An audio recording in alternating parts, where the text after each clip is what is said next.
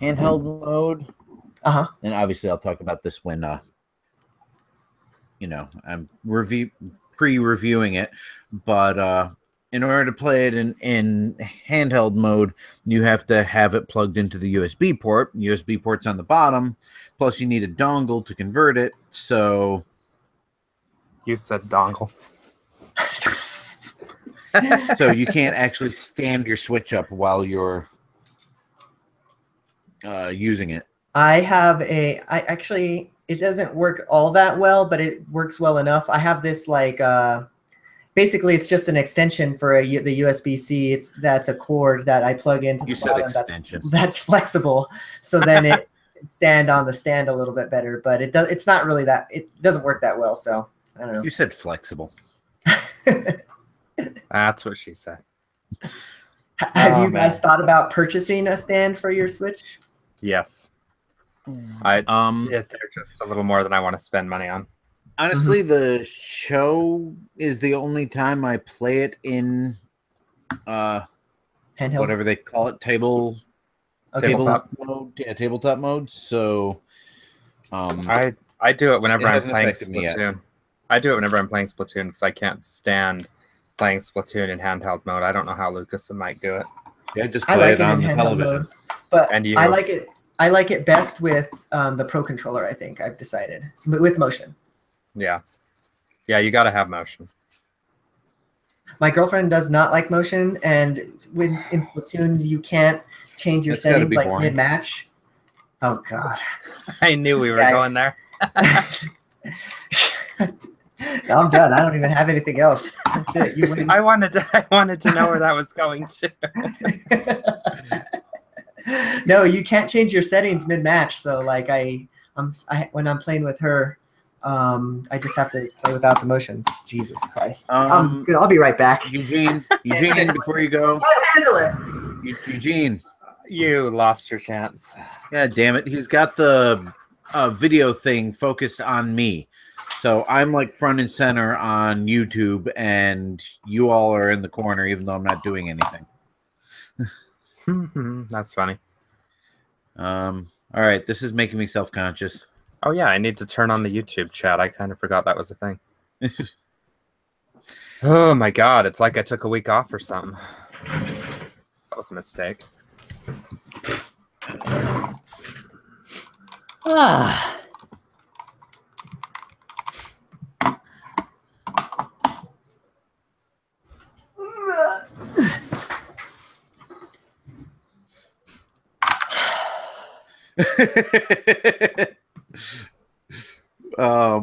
Mike's in the chat, and he had a comment on my girlfriend doesn't like motion. Says like a fucking plank of wood, eh? Eugene, take the feed off of my face. No, keep it on. Let everybody see. I almost started listening to music on YouTube, and then I realized I have voice meter open. Okay. You could play us some songs for Nintendo Tunes and give us a sneak peek. Ooh. And I would, but I don't want to freak you out. Yeah, that too. Copyright hit. Details. I didn't add that to the show notes, by the way, because I didn't really know if we had much to say about that. The Nintendo taking away live streaming privileges or whatever. Dear God. Did you see how far my eyes just rolled? I hate to say it, but since we've gotten busier on the podcast, I barely look at any of you. Sure. Like, I'm basically always in the chat now, and my notes, and I don't know. All right, Justin. Well, why don't you start recording if you haven't already? I forgot to tell you. We're recording. Cool. We're gonna start recording pretty much right as we get on, since we're doing outtake tracks from here on out. So that's a thing. Are we ready to sync up? I guess we are. Let's hit it. Boy, we are a lively bunch. In 3, 2, 1. 1936, before anybody else starts talking. I swear you all do that slow just to piss me off. Lucas, what was your slow clap at? 2904. And Justin. About 12:55-ish. Let me get my other keyboard before I forget, which I already have, and then we'll get rolling. Mike wants us to save the live streaming ban thing for when he gets back. He wants to rant. But I don't think Eugene heard that again. Well, and it's not like we're going to be talking about it tonight anyway, so. No. Saved because none of us care enough to talk about it. Must close Facebook, but have 53 notifications. Yes, I said notifications on purpose. You gotta check those notifications. You betcha. Well, I don't want to miss any notifications. I need to be notified. Notifications? Mark Shadow distributions. Shut up, Quay. At least mine was intentional. So if you in the chat, if you guys are $20 Patreon $20 tier or over, then you guys can join us into the live chat. At this point, you can just go ahead and check the Patreon and you can come on in. With that said, we're going to get started here. Let me just make a note here in my Audacity.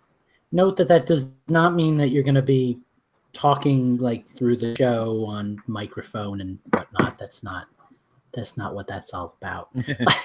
Right. There is a tier for that if you're interested. Take a look at our Patreon. Also, but we're gonna, by the way, we're gonna start the show plugging our Patreon, so get ready for that, guys. Sorry.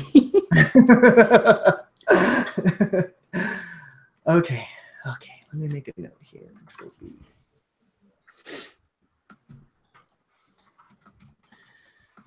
All right. We all ready? Huh? I am like totally distracted, zoned out, everything. What are we doing again? We're starting the show. Oh, why? All right, ready or not, Justin, here we come. Hello, everybody, and welcome to Infendo Radio. This is episode 411, I believe, right? This is 411, I think, right? Yeah. Yeah, hey, we're here. We did it. We made it to another episode. We got the 411 for y'all. That's right. Thank you, Justin. I like that about you. Justin, how are you doing? I'm barely awake, apparently. I'll take it. It's one of those days. I've got Lucas with the eye roll and loud groan. How you doing tonight? Dude, just standing.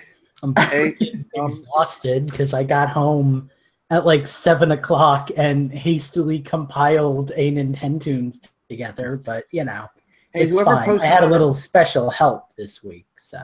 Sorry for interrupting. Whoever posted on Twitter about the show, you got the episode number wrong. That was me. I'll change that right now. That sounds about right. That's all. Anyway, I like that the man who owns the site never knows what episode we're on, right? Yeah, I mean, you know, it's 400 and something, I think. It all runs together. There's only one number 400 that you care about, and we all know what it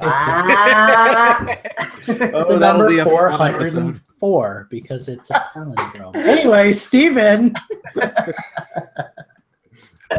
Steven. For some reason. Remind me again why I came back. I can hear your eyes rolling from way over here in Mexico. The atmosphere? Yeah, how many states away are we, and you can still hear that? Yeah, right. Well, we're here. We're ready to do an episode of Nintendo's. We are Mikeless tonight, but he is dealing with school, and he's super busy. But he's in the live chat, so you can find him there if you're interested. But yeah, just we're busy enough. Yeah, just enough. You say we're Mikeless, and I'm like, my mic is right here. What are you talking about? Oh, God. Okay, so what do you guys say we hit the news, shall we? So, dear God, yes. Lucas, looks like you're up on this one. It does look like I'm up on this one. Let's talk about Unity. Unity's a thing. So, indie games work really well with Unity because Unity is a really friendly game design engine and it's really accessible. Like you can put a lot of your crap on different systems if you build it on Unity. But there have been some issues with the Switch and Unity. I know Yooka-Laylee went through a bit of an issue with that. Weren't we just talking the other day, too, about Final Fantasy 15 having some trouble with Unity? Was that a thing, too? I know they were talking with the people who work with Unity, weren't they? They're trying to get it to work, basically. I thought they were trying to get it to work on Unreal, if I'm mistaken. Might have been Unreal. Well, I guess I'm just crossing the news streams. But anyway, the important thing is that people have been complaining about the Switch and Unity. But according to Unity, 30% of games released on Switch to date are made with Unity, so that's cool. And Unity wants you all to know that they're doing a good job to try to optimize it for the Switch, which is kind of cool. They actually literally say optimized for the Switch, honestly. So, well, they say here, like in quotes, we continue to partner closely with Nintendo to optimize Unity on Switch and are happy to see our developers finding great success on the system. So Unity seems to think everything is working out just great. From everything I've heard from anybody I know who uses Unity, it's working out just great. But I also don't know that many people who have made games for the Switch, so I guess that's kind of a no point. But the long and short of it is, hey, if you're developing for Unity, maybe you'll be making Switch games. That could be a thing. So that's cool.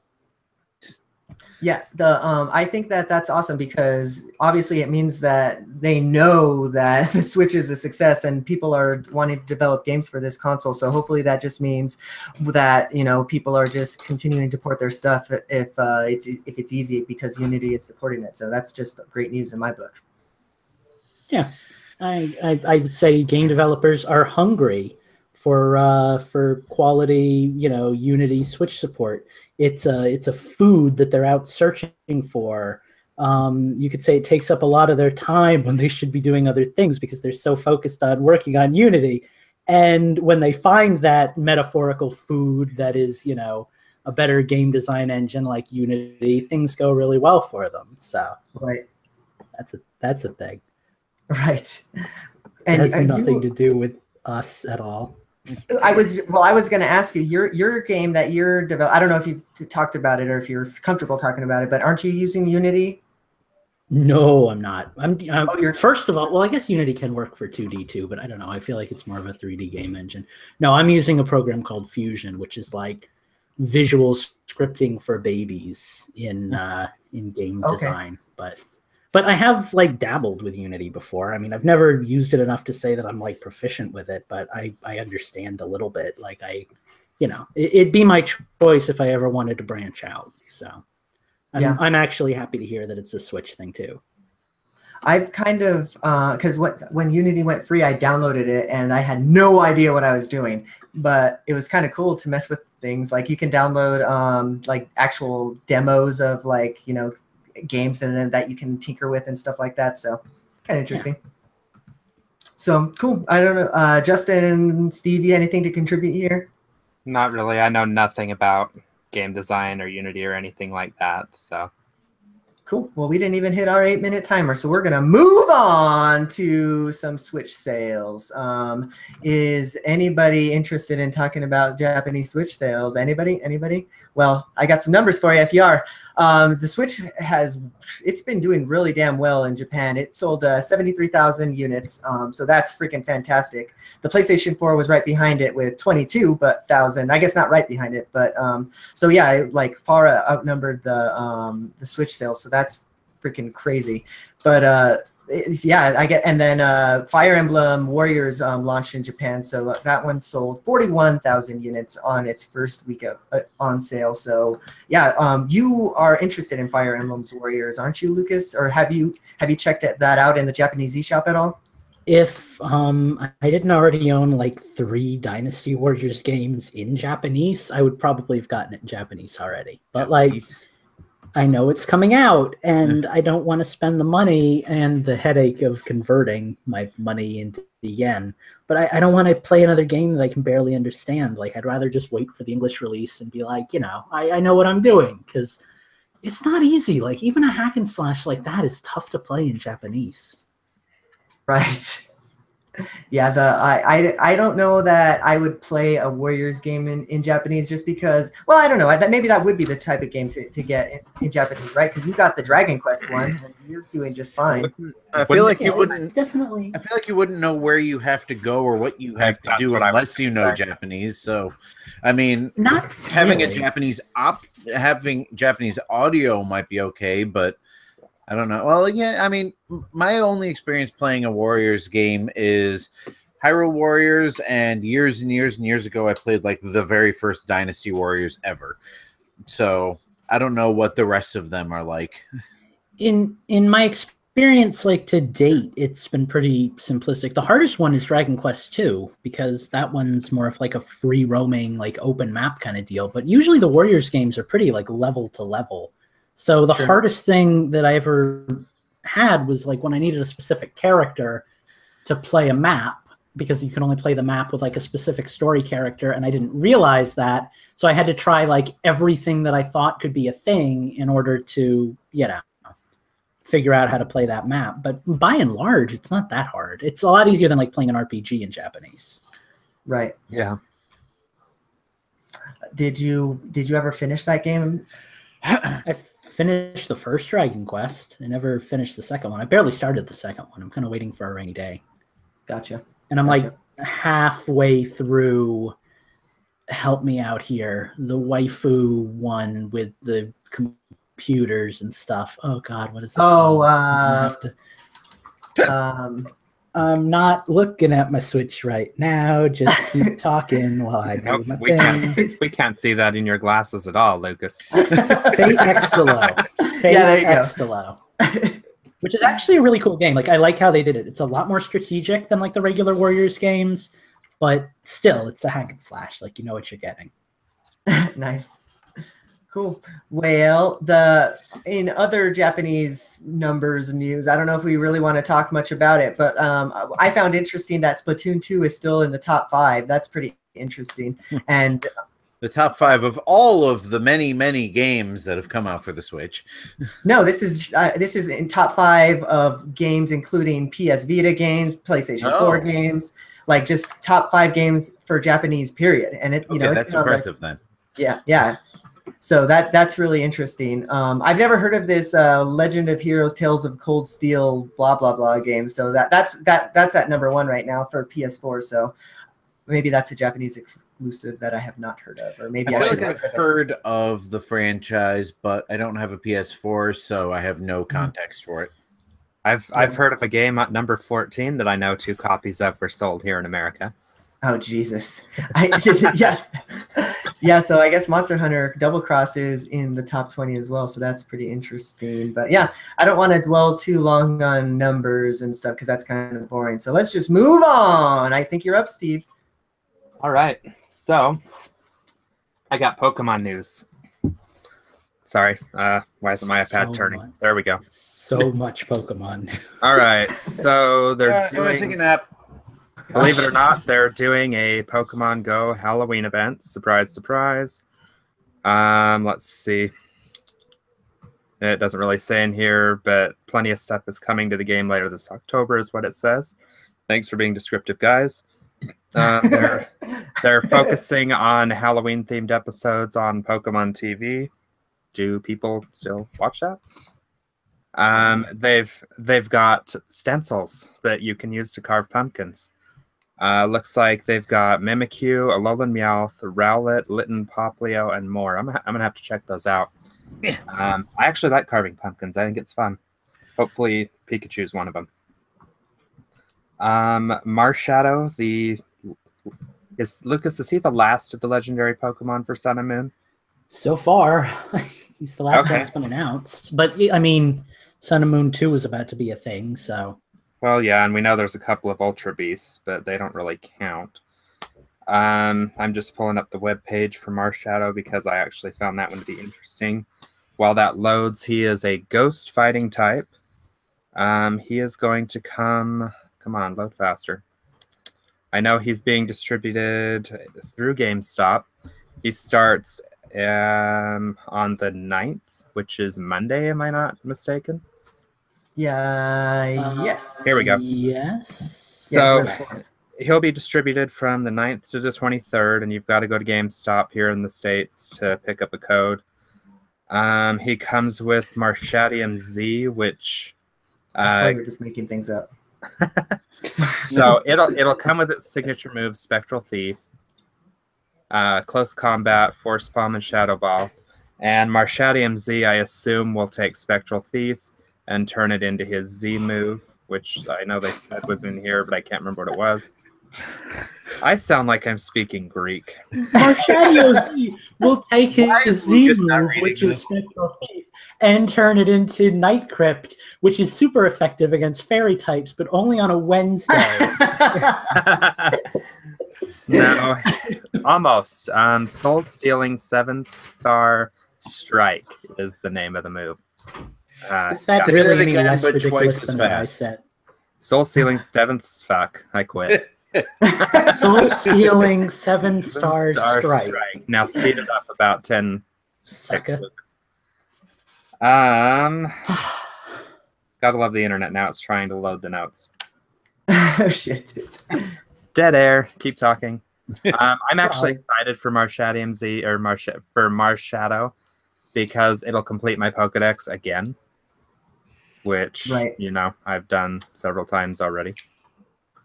I think that. Go ahead. Go ahead. I was just gonna say, if it makes you feel any better, like the only other two news topics are pretty benign and not even really video game related. So, right. It's like, do you want to tweet the Pokemon Halloween hashtag for your Pokemon outfit that you're wearing, and like, hey, the Pokemon Center that's only in like the biggest cities in the world has extra dolls you can buy. So yeah, you know.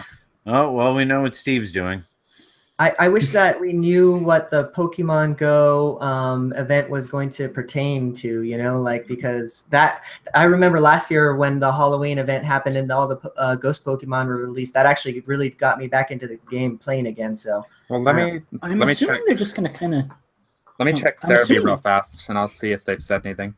I'm assuming they're just going to kind of repeat what they did last year. Honestly, we'll probably see more Ghost types and Dark types and stuff like that. There'll probably be like double candy because it is Halloween themed, and probably like bonus experience points or something, you know? Right. So I don't know that we really need to dwell much more on Pokemon, Steve, unless you wanted to see if that was on Cerebi or not. But no, all they've announced is they've confirmed there will be a special event held in Pokemon Go with Halloween. At present, there's no further details, but we'll post that as soon as it comes. There is also a Charizard event going on that you can get. It's a level 50 Charizard with the moves Dragon Dance, Flare, Blitz, Fly, and Earthquake. It holds a red card and runs till October 14th. If I remember right, it is Target that's giving that away. Cool. So, and then the only other piece of Pokemon news I've got, Sinnoh Pikachu is available this week. If you enter the code Pikachu20. We talked about that pre-show. Yeah. So that is Pokemon news. Cool. Sounds good. Well, I guess that's it for Pokemon. Justin, you want to take us to our next two news topics? Yeah, sure. Should I do the quick and dirty one first, or the? Don't tease me. I say we like it dirty. All right. Just because I know it'll irk Mike, and if he's still listening, you know, it's always good to keep him riled up. I'm not sure which one you're referring to, but I will just go with the non-news. So apparently, NeoGaf, somebody named Vern, who previously predicted that L.A. Noire was coming to the Switch, also hinted that there could be a port of GTA 5 on the Switch, and then got back on NeoGaf, and basically, I don't want to read this entire quote because it's kind of rambling, but basically said, I'm not confirming anything. I don't have any actual information. I have a reliable source, but he's not telling me anything, but I have a very strong feeling that GTA 5 is coming out on the Switch. So make of that what you will. He was accurate last time, so maybe we will be getting GTA 5 on the Switch. I might be willing to play through it again with the portability factor, but really I'd rather have Red Dead Redemption. Even if it's a remaster of the first Red Dead Redemption to kind of, wet my whistle. I would rather have that than a game that I just finished. Sure. I was just going to ask, like, I didn't even just finish it. I finished it like 5 years ago, but like, has anybody who really wanted to play that game not played it yet? Like, because I know that there's some people that are like stuck on Switch or stuck on Nintendo, but I kind of feel like it's been on everything else, Well, right. I mean, if it hadn't come out on 360 and PS3, I wouldn't have played it, but I got it on the PS3 like the week it came out, so I finished playing it a few months ago and have barely picked it up since. Not that there's not anything worth playing on it, but I've got so many other things that I'd rather play, and I don't see myself playing through it again. But I would replay, GTA 4 or Red Dead Redemption if they wanted to remaster that and give it to me on the Switch. So, Rockstar, if you're listening, I know you are. Yeah, GTA 5 is kind of played out. Give me a throwback or something. The thing is, though, is GTA 5 is still, if you look at the NPD numbers, there's our news of that topic. It is still the top-selling game, month after month, every month. And that's because people keep buying it on every single. No. I mean, it's great because, like Lucas said, there are people who, just get their Nintendo systems, but also like Grand Theft Auto. So if you've never played it, it's definitely worth it. If it comes out, pick it up. If not, hopefully we get something in its place. Right. The other piece of news is that Nintendo officially announced, like the day after we recorded our last podcast, that the Wii Shop channel is closing January 31st, 2019. You have until March 27th of 2018 to add funds to your account.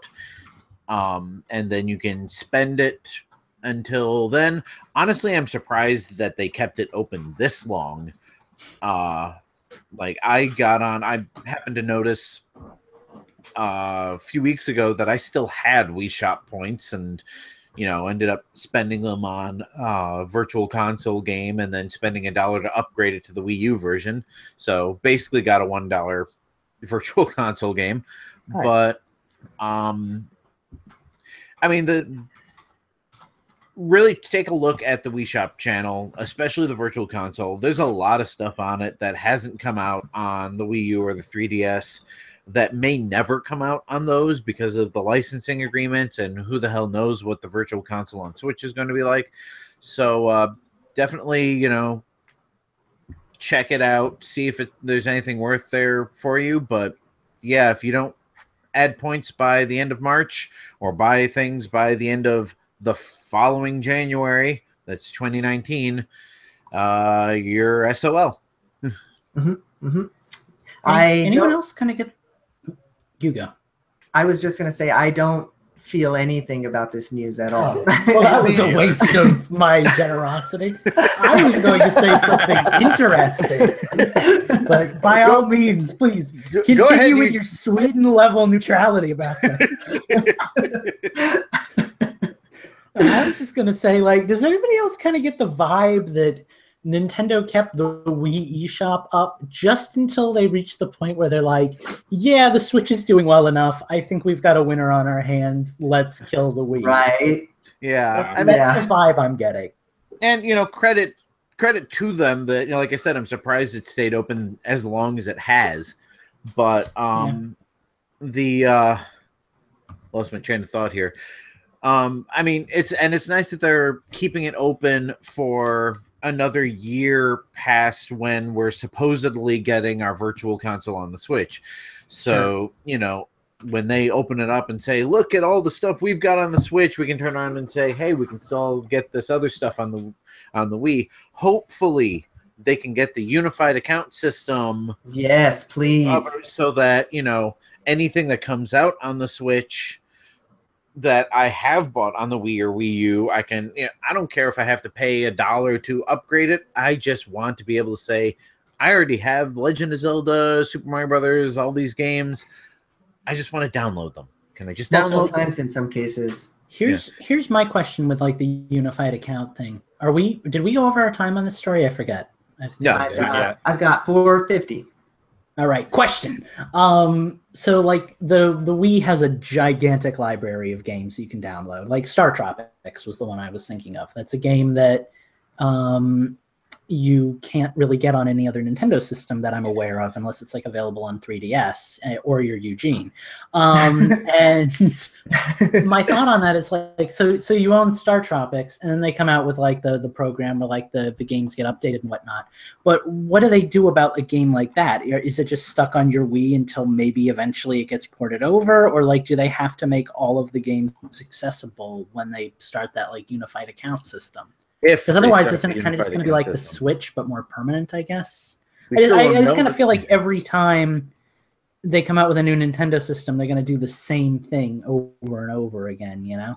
Well, that's the fear, right? We don't want that to happen. That's the Nintendo way. I'm hoping that the DNA partnership was a step towards getting this unified account system handled, because I mean DNA makes games for iPhone and iPad. They know how to unify accounts across those platforms.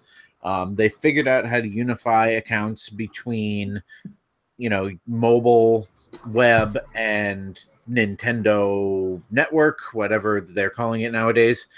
And so I'm hoping that this delay that we have is basically DNA working out the kinks in the unified account system. Because if we don't get it, if we don't get it on the Switch, then what was the point of buying DNA? Because Nintendo could have made iPhone games and released them themselves. I figured the whole purchasing of DNA was part of this whole, hey, we need to get our shit together with our online stuff. You know, and this is the company that can help us do it. Right. You would think somehow they could come up with some kind of like universal emulator that they could work into their gaming systems from here on out that could handle like NES games and Super Nintendo games. Like I want the games that we never got on Virtual Console. Like I want a robust library of N64 titles and GameCube titles and even like some Wii titles that I missed out on. But even going back to like the really simplistic ones that we all bought like 100 times before, you'd think they could figure that out at this point where it wouldn't be an issue every time they come out with a new system. And admittedly, I know nothing about like building the hardware for a gaming system. But, I mean, like, couldn't that be a thing? I mean, I think part of the thing is like Nintendo doesn't want to ship a broken product. So if they build an emulator that does work 99.9% of the time on the Switch, they still want to play test every game. Plus, they also have to submit any game that hasn't already been released on Virtual Console. They have to submit to the ESRB and all this. So there are hurdles to getting these things out, plus maybe renegotiating licensing deals. I was just going to say that with third parties. I'm hoping that since they're playing nice with Microsoft, we might get GoldenEye, maybe a couple of old rare titles. Don't even say things Banjo-Kazooie. Like that. Please, don't even say that. Ferde. Hell, just dump the entire Rare replay onto the Switch and throw in. Well, the problem with GoldenEye, of course, is you have to work out the licensing with Sony. Is it? Sony owns the Bond franchise, or they license it from Eon Productions, who own it. So I mean, that's still, who the hell is making Bond games anyway? Activision made a couple of them, but they haven't made one since 007 Legends, and that was like a Wii U launch title. So you know, that's got to be up in the got to be up for grabs at this point. Anyway. Your cat is really funny. Sorry. Yeah, I don't know what her deal is. She hasn't gotten much attention lately because my other cat has been dominating the living room, and she just runs everybody else out. So, Well, I guess the final word then, or maybe not, I don't know, is that it kind of comes down to like, do we want like Nintendo level quality or do we want quantity? Because like Justin kind of brought up a good point. Maybe part of the reason why we haven't seen so much is because they're really anal about what they come out with, you know, and they want everything to be perfect and play perfectly. And like when you emulate a game on your computer, half the time it crashes and hey, I get the last word. But yeah, so do we want Nintendo to push forward and make more titles at the risk of maybe some of them being broken at first and needing Nintendo knows how to wonderful Nintendo. Sorry, Nintendo knows how to patch things now. So if they ship a broken virtual console game, as long as it runs well enough on the emulator, they can send out a, couple kilobyte patch to fix it. So hopefully when it opens in January or wherever, we'll get a nice big dump of virtual console on the Switch. But in the meantime, if there's something on the Wii that can I help you? If there's something on the Wii that you have your eye on that you don't already have, you've got until January 2019 to get it. So awesome. Cool. Oh, also you can't buy Wii Shop cards anymore, so you have to do it by the points via credit card in the store itself. I just wanted to throw that out there. All right, we're done.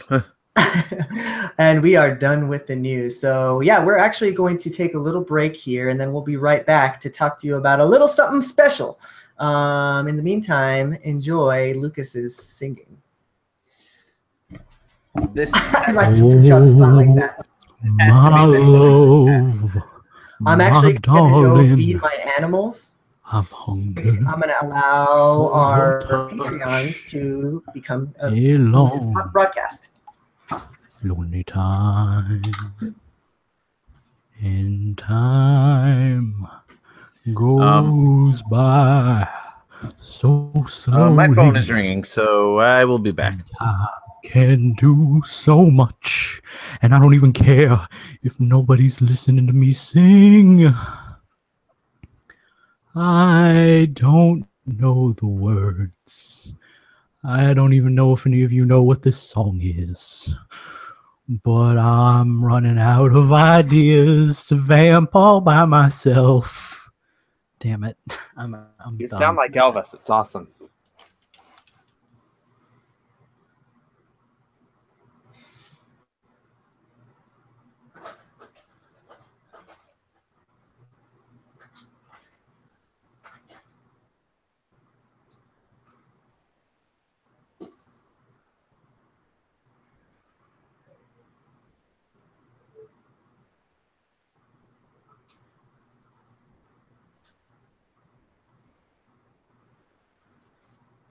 So what are you playing, Lucas?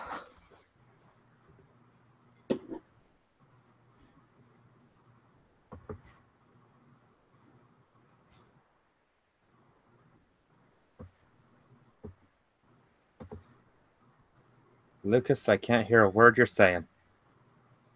I don't know if you can hear me, but I can't hear you.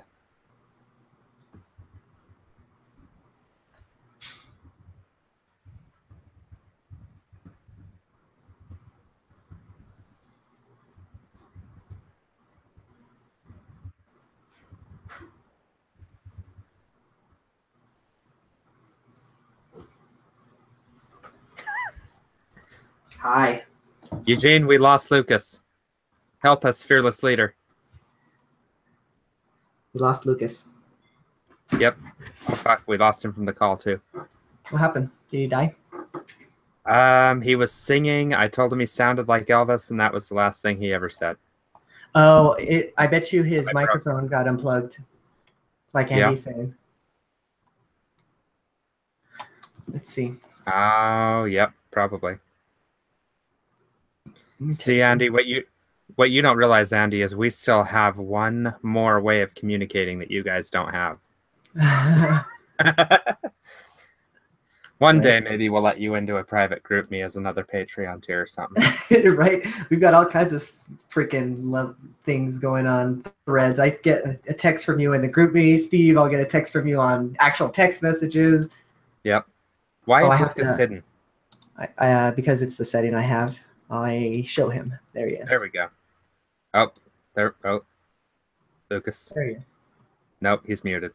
Andy, I don't know if you wanted to join into the conversation, but you could unmute your microphone at this point while we're on break. That's part of the Patreon tier, so we'll hide you when we actually start talking show stuff again. Oh, I just hit him from the back.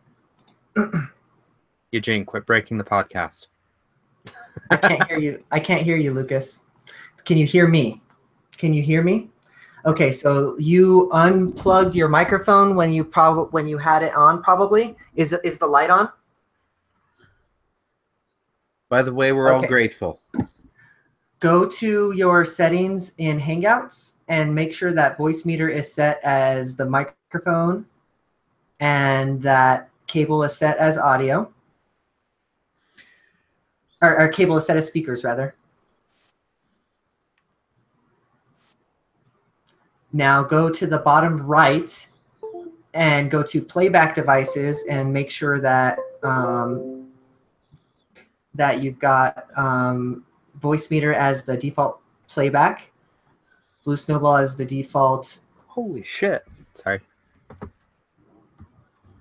I still can't hear you, I don't think. Say something to me. Oh, okay. I know what you got to do. I've had this happen to me before. Close voice meter and reopen it.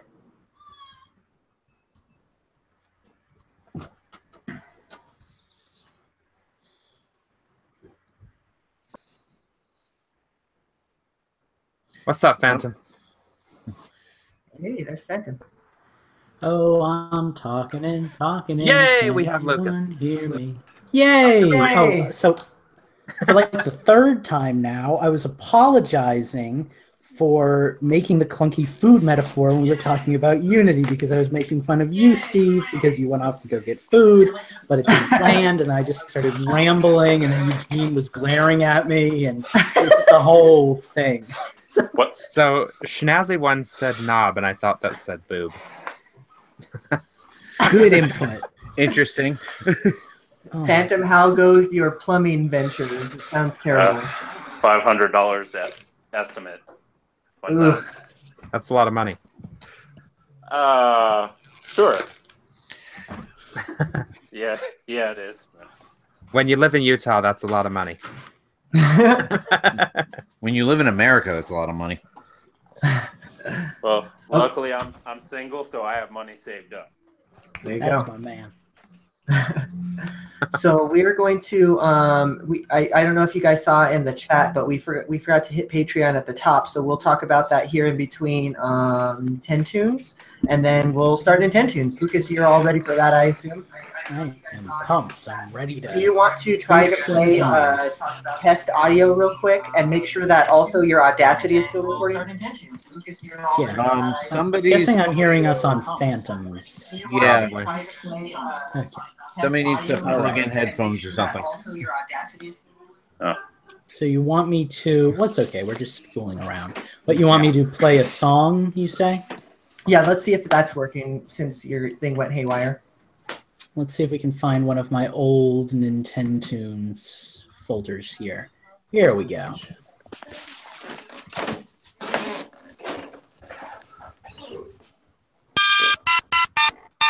Super Mario Land. Steve. That's the obligatory point. Give it to me now. It's a little loud, so why don't we adjust your audio now?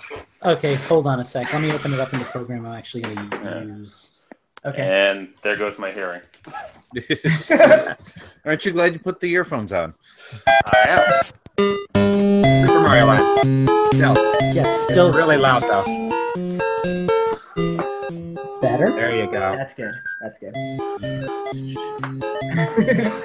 All right. So now let's open voice meter or Audacity and make sure it's still recording out everything okay. You gotta do the dungeon song, though, Lucas. God, you're such a nag. Dungeon song.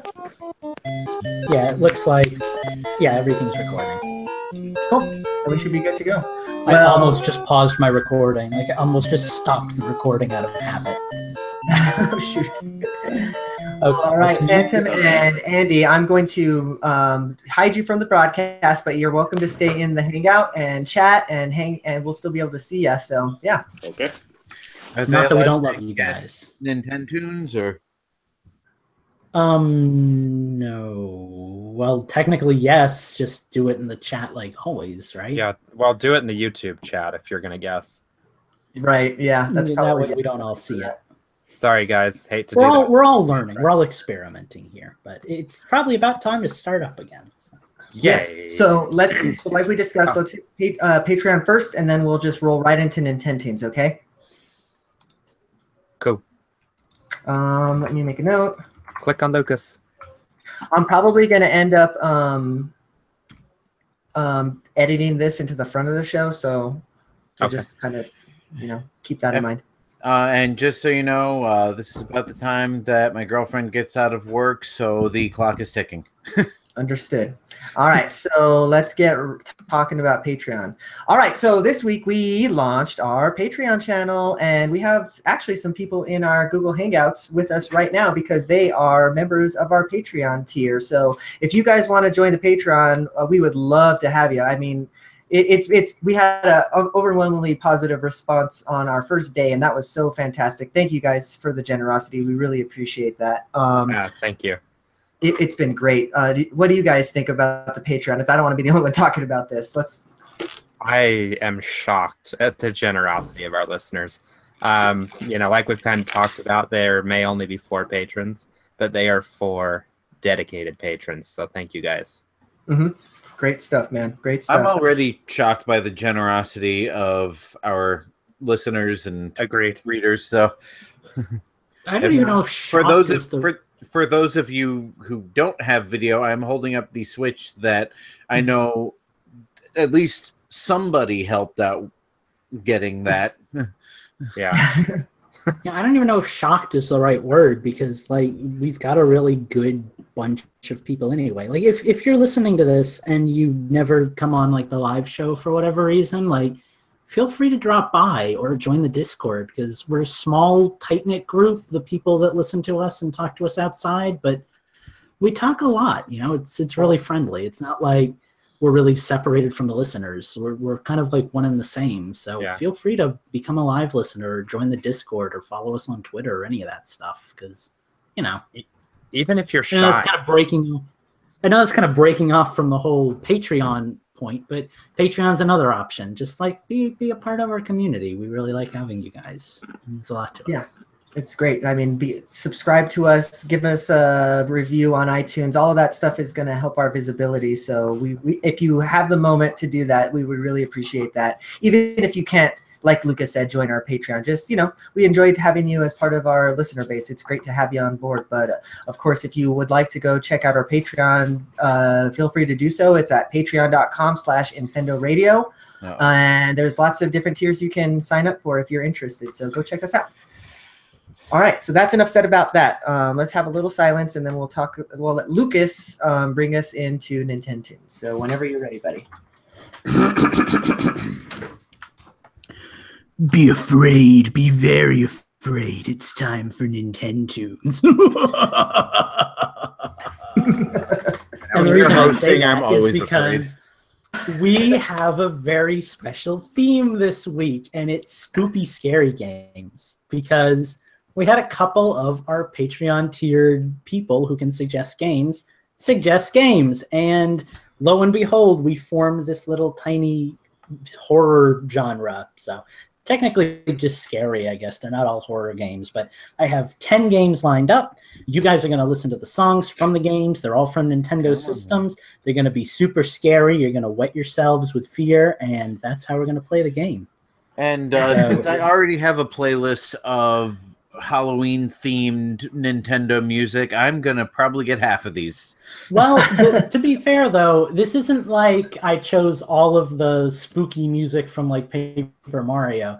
These are going to be games that have some element of fear to them. So, shall we begin? Does anybody need any explanation beyond my basics there? Oh, no, I'm ready. I'm excited. All right. So I did not, however, have time to organize these in any orderly fashion. So I'm just going to start deleting files after we get through with them here. Ooh, that's all right. Let's start off with this one. This should be a nice, easy, right off the cuff. Let's number 1. Here we go.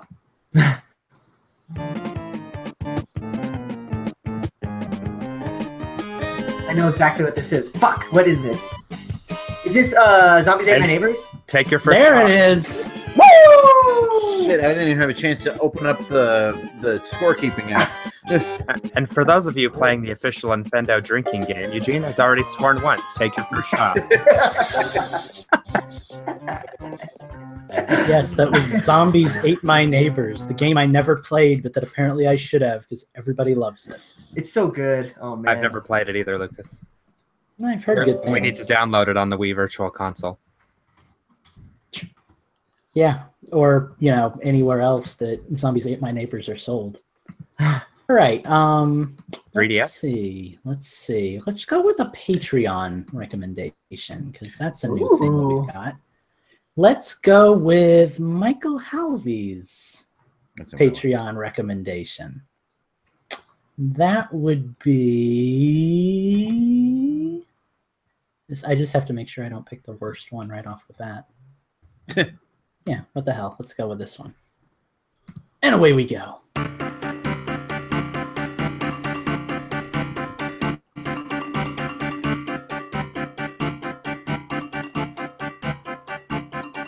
I'm throwing it out there. It's not Boktai, is it? It is not. You don't even know what Boktai is, do you? I haven't got a clue. I do. What Never played it. It's that game you had to play in the sun. It was about slaying vampires. I've got nothing, man. Well, that's good because he actually gave me a song to play, and I didn't start with it, so I'm glad I get to play it now. I should play probably that, close the YouTube chat before somebody gives me a hint. Here's track number 2. And I will tell you, if you haven't figured it out already, it is an NES game. It does not sound like NES. Oh, it's SNES, sorry. Yeah, it's a little more like it. Have you played it before? You said you haven't, right, Lucas? I didn't even know it was a thing until today. I don't play I like it. I don't know what it is, though. It's catchy, right? I have no idea. Proving once again that our listeners can do what we do, only better. Yep. This is why we need them as patrons. I guess my next hint is that it's a licensed game. It's not Mickey and the Magical Castle, is it? It is most definitely not. I said it was a horror game. That has scary elements in it. But it's not. Okay, let's just play another track. But I can't play the title screen because that'll give it away. Okay. Oh, is it Fester's Quest? No. No. That game has 4 tracks, and I know all of them. And that's I don't know why I yelled for that guess, by the way. That was a very good guess. Oh my god, I know this. Is this from a cartoon? I think at one point there was a cartoon. Wait, this is totally the Addams Family. Yes. Okay, so I wasn't far off. You were not far off, which is, again, why I don't know why you said, is it Fester's Quest? And I'm like, no! You yelled at him because that's a NES game. Because, they used this music in the NES version, too.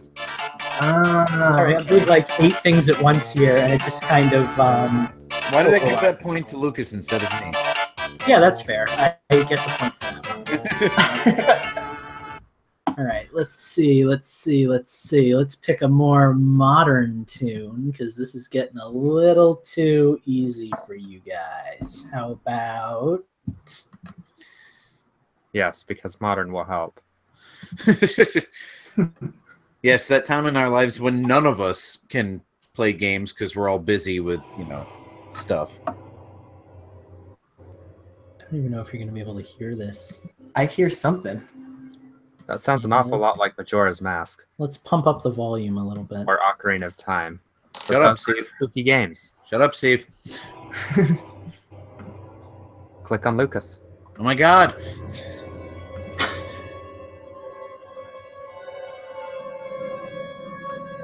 I talk, you can't guess.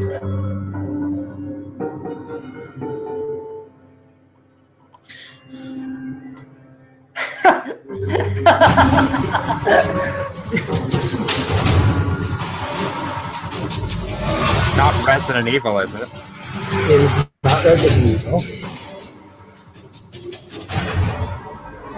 I got it. I'm sorry, I didn't realize that applied to everyone, Steve. I thought that was just me. This isn't Eternal Darkness, is it? It is not. What console, or what, yeah, what console did this come out on? This was on the Wii U. Figure that was Zombie U. Yes, it's on Wii U. Oh, nice one. Jeez, Eugene, you played it all the way through, and I haven't even booted it up. Look at that. Couldn't do it. It was an okay game, but it was not the game. It had to have been either Zombie U or one of the Resident Evil ports. So yeah, can't think of anything else horror related on the Wii U. Yeah, Others that I'm just gonna start going in order.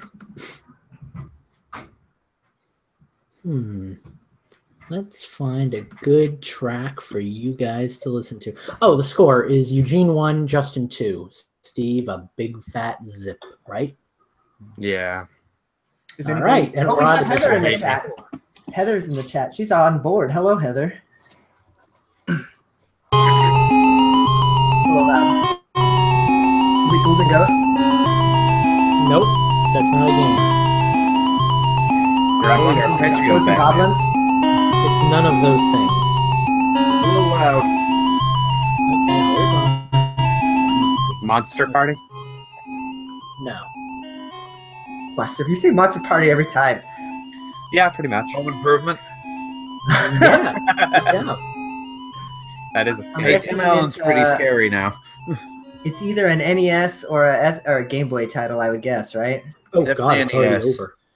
Yeah, it's NES. Let's give you another track. The bass is too deep to be Game Boy. Yeah, I'm so off my game tonight because I didn't have time to like name any of these or anything, so I'm just kind of like hovering over them and hoping that they're not like spoilery. Ooh. I don't know if anyone's gonna get this one. I like it. You're all old, so maybe.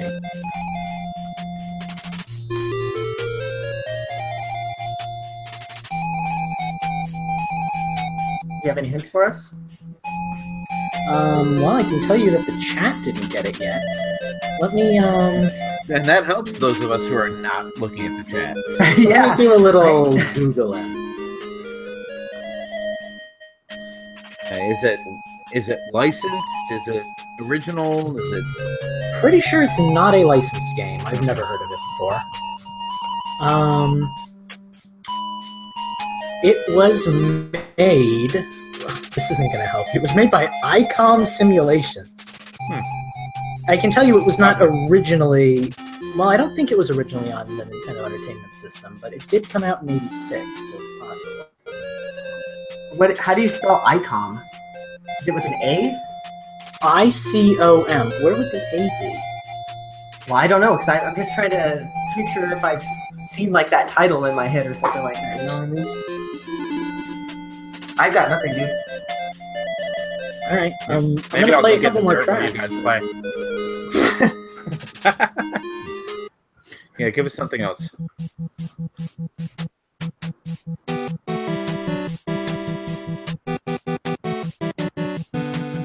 Did you This play sounds this really game? familiar. No, I haven't played like any of these games. This game is older than Lucas. It's 5 years older than me, and it actually makes a lot of top 10 lists, but I've never heard of it. Really. The hell? This obscure could possibly make top 10 lists. Top 10 most never heard of games. Did I already say ghouls and ghosts and goblins and all those things? Yeah, you said all the G words: ghouls, goblins, ghosts, gremlins. Oh my. all those things. It ain't none of that. All right, I'll play my last track, but I don't think any of you guys are gonna get this one. I guess it's worth calling it a... What do they call it? Kind of like a point-and-click adventure game. Oh, is that Shadowgate? Oh, fuck. No. Point and click on an SNES? Yeah. Is it like Myst? Is that Myst? How are you gonna get Myst on the NES? They got it somewhere. Oh, is it SNES or NES? NES. NES. Oh, okay. Well then, fuck if I And know. it's not Shadowgate. What the hell is the other point and click? What is the other one? Oh, it was published by Kemco, Mindscape, and Infinite Ventures. The music sounds way too close to Little Nemo. That's freaking There was me out. there was that game that was a PC game. Oh my god. I kind of wanted just to end it, but I feel like you guys are close. Was it Manic Mansion? Because did that come out on the NES? I was gonna guess it, but It's not. yeah, That was but that's I was gonna say that's LucasArts, so I already eliminated that. All right, do we all give up? Because I feel give like up. we're going to start needing the timer for intentions here. This game was called Uninvited. Never heard of it. No? Yeah. Nothing? Yeah, it's like one of the most popular, apparently, horror games for the NES, which I guess is only fair because, like, there were probably about 3. But still. The top 10 of 3. I'm looking at it now. It looks interesting. Yeah, it looked cool enough. I think that was actually like my last one that I dug up when I needed like a last track. Yeah. Okay, let's go with our other. Well, thank you for that Patreon bottom of the suggestion. barrel. You're quite welcome. Let's see. Who was this? Michael Grella. That would be our man. Oh my God, I'm losing nickname Phantom. abilities here. Help me out. Phantom. Thank you, dear God. I knew who you were, but I couldn't form the words in my head. All right. So Phantom suggested a really good one that I've been wanting to do for a long time now, actually. So we're gonna go ahead and do that. Yeah, Mr. Whatever you said at the beginning of the podcast that I didn't criticize. Notifications. And actually, That's what I said that on purpose. I did kind of ream you about that, didn't I? Anyway, here's track number 5.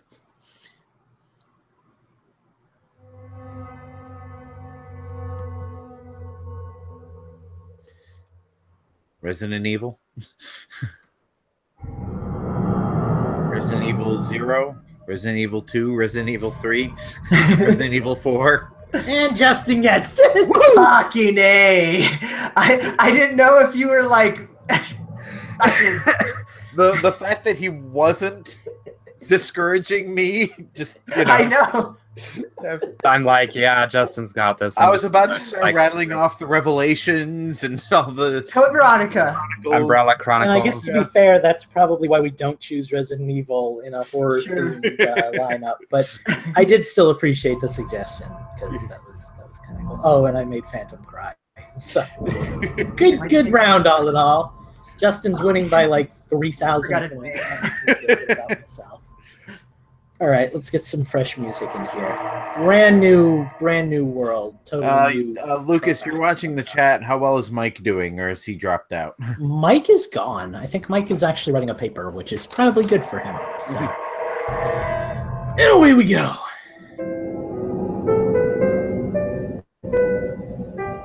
If any of you get this, I would be shocked. Is it that Fatal Frame game for Wii U? It is not, but I almost picked that, so thank you for picking that, I guess. Is it Definitely sounds Japanese. What did you say, Eugene? Is it the Silent Hill game for Wii? It's called like Shattered Memories or something? It is not. That was going to piss me off if he got that, because I've actually played that game. That game's really cool. Actually, with that, Come on, man. where you hold the Wii remote up to your ears as like a phone or whatever. I thought that was a pretty cool gimmick. Yeah. Well, I guess my first hint for this game will be that it also had a pretty cool horror-based mechanic. Had a cool what? Horror-based mechanic. Horror-based mechanic. Lucas, you're like in the lower left quadrant of your frame here, and it's bugging the hell out of me.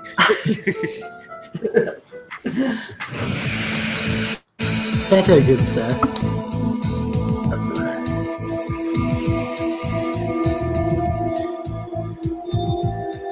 Eugene, I'm ignoring you anyway, so do what you want. Besides, we all know what you're doing over there. Scratching my balls. You're a few episodes early for that. I got nothing.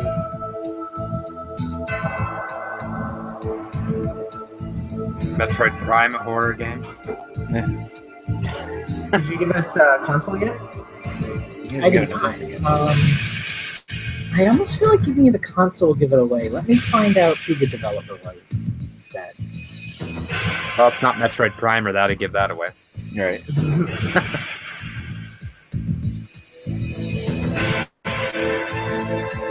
Is this that Dementium game or something? It's not.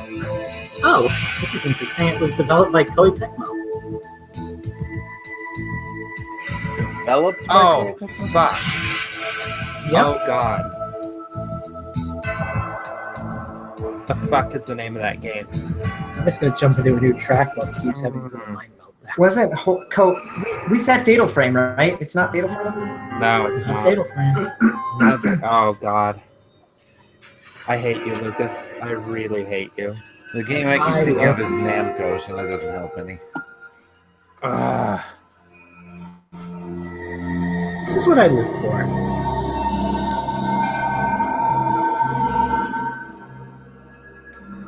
I got nothing. My mind is blank. It was I a can see the 3DS goddamn... game. Nope, it's not what I thought it was. Thank God. This isn't Hyrule Warriors, is it? I No. said horror like 50 times. Okay, but there's some pretty creepy music in But it's not a scary game. I don't know. Have you seen the final boss? Is it that? I don't know who. It's not Moon Chronicle, is it? That's the one I was thinking of. Is it Moon? No, I don't think that's Koei Tecmo. What the fuck is that Wii game I was thinking of? That's all I can think of now. Well, let's start with the 3DS game that we're all trying to do. Is it? I don't think this was a 3DS game, but was it that game with like the hand? It's called like it's something camera. It's like Ghost Camera or something like that. It's got like a hand coming out of Camera. the. All right. I'm Is that going to give that one Eugene's to got to Eugene. have that. But Is it called, that one? it is called It was Spirit, Spirit Camera. Camera. It's Okay. that AR game. Yeah, because I remember having to stock that game when I was at GameStop, and it looked always Yeah. And you had to put the book back in the back so people wouldn't steal it, since that's the main thing in the game. Yep. Oh, shit. Yes, that was Spirit Camera. Sorry, I'm juggling the chat too, and it's I'm Well, not doing goddamn very it. well at either of them. I know Lucas is going to play that other Wii game now, and then I'm still not going to be able to think about it, and I'm still going to it. Well, if it makes you feel any better, I have 2 Wii games coming up, but I don't think either of them are quite that obscure. I know But that's for a the moment problem. now. Are we still on the last game, or have you put is this music from the next round yet? No, we're still on the last game. We're about to make the transition. Let's take a moment and go back in time to a simpler time of horror games. A little loud. Friday the 13th. Is this DuckTales? Nope. Why would that be in the horror game? You guys are DuckTales is really not a bad. horror game, Jesus. Let's see. Is it Capcom? I think it's Konami, actually, but I could be wrong. Hold on. You guys always ask me developers. It was developed by... Oh, I can't tell you. This isn't the Dead Ghouls giveaway. and Ghosts or Ghosts and Goblins or. Nope. So it's an it's an NES game, clearly, right? It is an NES game. You want another track? Sure. Is it I Monster feel like if Party? you played it. Nope. No. I feel like if you played it, this track might give it away. Oh, is this Ghoul School? Nope. Not Halloween or Friday the 13th, is it? No, but I love it because one of you guessed it earlier. Oh no. Is it Manic Mansion? Yes, it is Maniac Mansion. Maniac Mansion. Manic Mansion. We are tied, Eugene. Which I believe, correct me if I'm wrong, but wasn't this made by some of the same people who made Yes. LucasArts? Yeah. Well, it was made by LucasArts, but I feel like the actual team that worked on this game also worked on Thimbleweed Park. Yeah, so it was like Ron Gilbert and Gary what's that other guy's name? Gary Linnick, I think is his name. You guess this is good as mine. You're the one that's got the Wikipedia machine. Well, I had it, but then I closed it when I got the developer. Oh god. Eugene, just to let you know, we're all on Wikipedia machines. They're called computers. Well, but I'm not a cheater, Steve. That's true. Ron Gilbert and Gary Winnick. Yeah, okay, there we go. It actually is a really cool game. Like, I sat down and watched the entire thing. I'm going to take a nap until we start the next round. And it was really cool. So, yeah, Justin, go ahead and take a nap, and we will definitely tell you when the next round starts. So don't even worry about it. Dude. Or when it ends. Hey, Steve, you still have a chance to steal this from us. Oh, yeah, I bet. We got I just 4 want more my rounds point. if you get all of them. I remembered what And away we go. Ghostbusters. Oh my god. The fuck? I have The the hell? score to this film. This is Elmer Bernstein's score from the movie, which they used in the game. I've also played the game on the Xbox 360 like 4 times. I don't know whether I respect you more or less now. You assholes bitch about me and Shovel Knight. Oh, come on, you guys don't know Ghostbusters? It's one of the greatest movies of all time. I agree to disagree. That was quick-witted, man. Lucas and I agree on something. That's rare. I'm defeated right now. Like, I thought that was going to be one of the harder games. Okay, so Eugene 3, Justin 4, Steve is hating me. This is actually the scene where they're in the basement of the library. Play something else, Lucas. I will meet him. Maybe a little Shovel Knight. All right, let's see what we got here. Track number 9. Oh shit. You said you've got 2 Wii games, don't you? Yes. Throw my guess out. Dead Space Extraction. Holy shit, Steve! That was Nice. the game I was looking for. And I remembered it. I have that game, too. Oh my god, Steve! I'm proud of you. I'm actually proud. Give me my point, bitch. I'll be honest, the only reason I knew this game exists is because Schnazzy brought it over to my house one time. The only reason I knew it existed is because I worked at GameStop. My god. That game's really good too. It is really good. I have that You know and what? the 2 It's an Resident Evil shooter, shooters. isn't it? Yeah.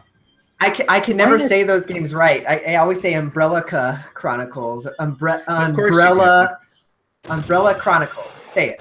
How do you have trouble with the word umbrella? Umbrella Chronicles. Umbrella. One word. Umbrella Umbrella. Chronicles. Umbrella Okay, Chronicles. so Umbrella. Minus says that Justin should have gotten 2 points for his Ghostbusters guess. And while I don't agree with that, I will say that I think since there's no way that Steve can win with it, Steve gets 2 points for just shooting freaking I don't even know the name of this game. And Dead Space. Dead Space Extraction. Steve gets 2 points for that. Because holy That's a title and a subtitle. All right. Okay, Another point. if one track left. This precludes me using that game in the doubled my future points. episode. This is Eugene's chance to tie with Justin, or Steve's chance to tie with Eugene. Ooh, I or get double Justin's points chance tonight. to I like this. keep on winning. Yeah, if you win this one, you get the whole game. Here we go. I'm good. It's It'll like never Family happen. Feud. The last round is worth triple.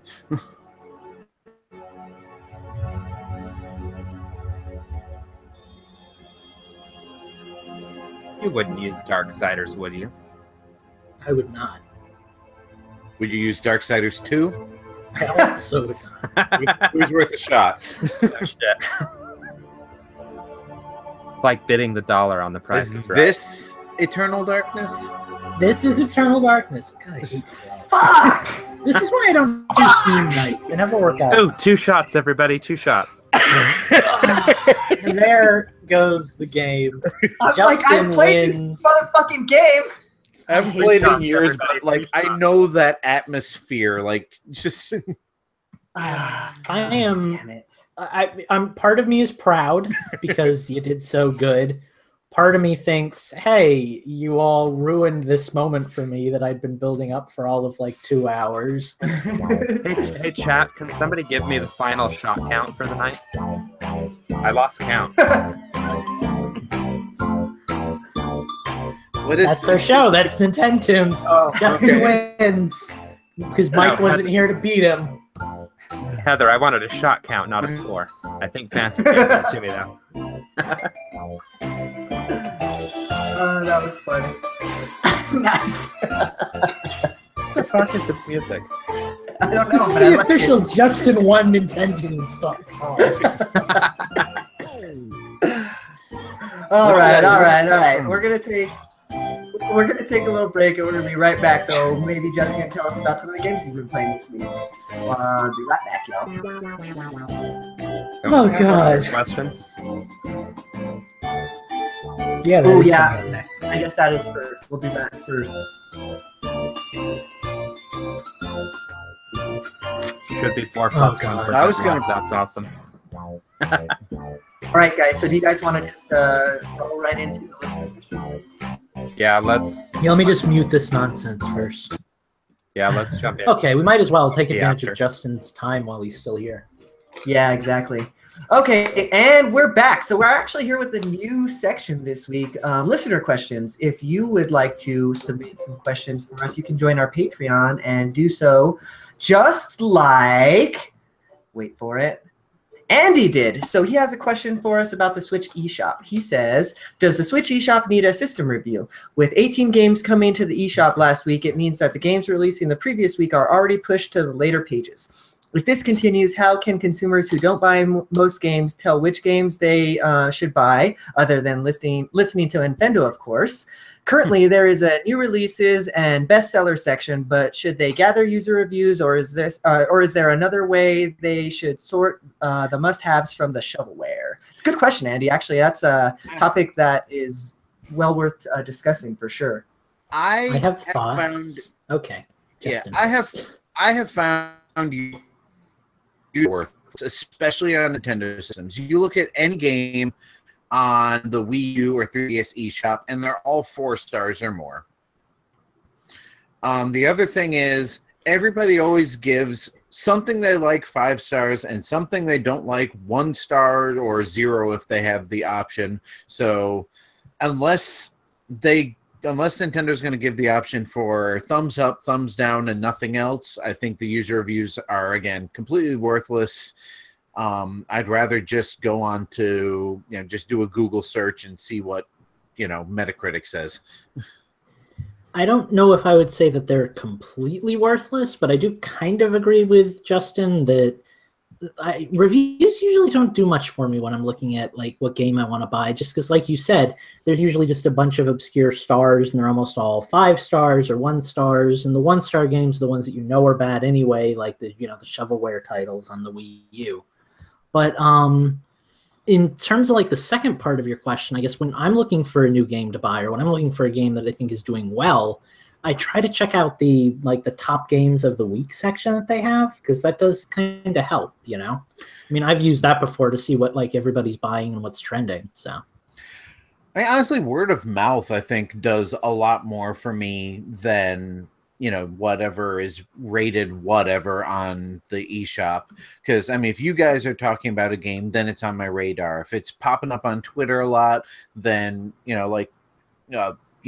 Cuphead, which, we were actually discussing before the show, has been announced for Switch.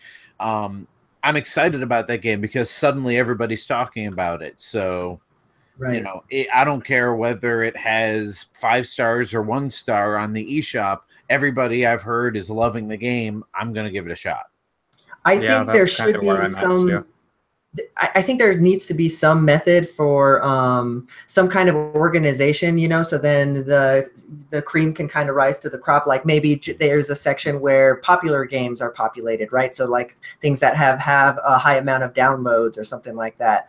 I don't know. I think Steam does a really good job of, you know, categorizing their games and everything. And granted, Steam's a much different animal than what the eShop is right now. But I think Nintendo could take some pointers from like how Steam does things, and for that matter, Amazon as well. So, but does that mean that we want to add like text reviews? I don't know that would be helpful either, right? Yeah. Well, quite honestly, I don't think I've been on a system, and I have used all 3 systems. I don't think I've ever been on a system that has a really solid online shop, like short of like the computer or something. Like Steam is good, but like the Xbox store, the PlayStation store, the Nintendo various eShops they've had, they're all kind of just like a collection of what they're wanting you to buy, and then you have to search for titles that are good, and like half the time you can't even find the titles that you're looking for. And you know what they do need? You know what they do need to do, and I've complained about this before, slightly off topic, but these games, when they have the games on sale category, they really have to put a limit on that. Because if you look through games on sale on the 3DS or Wii U eShop, there are games that have been on sale for months. And I mean, obviously, they're the trash games that nobody wants. They're always discounted to 99 cents. They may have been discounted to 99 cents from the week they came out because it gets them attention. So, I mean, that's one thing Nintendo can do is say, hey, if you put your game on sale for more than a month, then we are just locking it in at that price regularly so that somebody else can get a chance to, you know, advertise their game on sale. Sure. Well, I think off topic, but that's my take on, you know, like I used to check the games on sale every week, and I'm like, yeah, it was the same crap. Sure. I think that's another thing that Nintendo could take a page out of Steam's library, you know, like they always were running great sales, like daily sales, as well as like actual like big sales, like for the summer or for the winter time or something like that, you know, like for example, if Nintendo were to put Breath of the Wild on sale for like, I don't know, $40 or something like that, that might be some incentive for people who already have it on other consoles, like a Justin or a Mike or something like that, to pick it up, you know, like to double dips. I know if I was in that situation, I probably would definitely think about it. So I don't know. Or hell, you have the information that I've already bought it on the eShop on the Wii U. How about never gonna happen? Yeah, never gonna happen. You're dreaming, dog. Oh, sometimes I absolutely hate Nintendo. Anyway. All right, let's move on to the next question. This one comes in from Michael Halvey. Lucas, do you want to take this one for us? Yeah, sure. Why not? I like reading stuff. He writes, do you think there are too many games coming out on the Switch this year? Do you think any of the games should have been held for 2018? There doesn't seem to be enough time to play all of the games before another one hits the eShop. I've actually heard you complaining about this too on Twitter. With such heavy hitters like Zelda, Mario, Splatoon out this year, and only Yoshi, Kirby, and a few third parties for 2018, Metroid, Pokemon probably not till 2019. How do you feel about the 2018 lineup so far? What would you like to see in 2018 that hasn't been announced yet? So a lot of questions, but the long and short of it is basically, has there been too much coming out this year? What are your prospects for the year to come? And I can like lead this discussion, I guess, because I kind of do fear that. Like I feel like last night I went on my Switch and I realized that there was really nothing that I wanted to play. And that's not so much because of a lack of content, it's just a lack of content that necessarily appeals to me right now. But I will say that I am kind of nervous that the 2018 lineup so far looks as shallow as it does. And I realize that we've got a few more months till 2018 even starts. Right. But like you say, we got Zelda and Mario at the beginning of, at the first year of launch. I'm not a big Yoshi and Kirby kind of person. Like, those are the games that I gave up on when the Wii came out, and we started getting, like, you know, the Yarn Yoshis and the Yarn Kirbys and all that stuff. And it's just, it got boring for me. They're I don't want to say they're casual games, because I know hardcore gamers like Mike out there who really like them, but they're not really my thing, and I get bored with them too easily. I'm hoping that we get some more big budget, high energy titles that look good in 2018. But I kind of share your skepticism and your fear, I guess. You know. I mean, I don't have a whole lot of time for games anyway, so I usually only play 2-3 major games a year, and then just kind of fill my spare time with little ones. Hell, I've barely played Metroid in the past week, but I mean, at the same time, if the Switch wants to keep going, they have to have that variety out there. And if something gets lost in the shuffle, well, then, like Eugene said, you put it on sale, or you give it some DLC, or, just put it up on the top of the eShop. Hey, this game also exists. Because, right now, like Mario plus Rabbids, I'm probably not going to play that game unless it becomes a player's choice or whatever they're calling it nowadays. But because I just don't have the time for it. But it's in somebody's wheelhouse. Somebody's playing it, enjoying it. It's getting rave reviews, great sales, and stuff like that. So, I mean, I don't think there's what? Nothing. Go on. I enjoyed that. I mean, it can't hurt to have too many games. I mean, if you want to roll the clock back, look at the N64 versus PlayStation. N64 had phenomenal games, but it had barely any, whereas PlayStation was cranking them out and, outselling the N64 because of it, because there's something there for somebody. Mm-hmm. See, I agree that... Oh, did you want to go, Eugene? I just wanted to say that, to answer his first question of, do you think there's too many games coming out to the Switch? I don't think so. I think that I think there's not enough, honestly. Sure, and I think that the real thing here is that there's a lot of quality games coming out to the Switch, and that's good, right? That means that a lot of people are wanting to purchase the system, and hopefully more developers are going to jump on board. With that said, I'm kind of with you that there are a lot of games that I want to play that I'm not able to, just because there's so much coming out. But too many, I don't think that that's a thing. So go ahead, Lucas.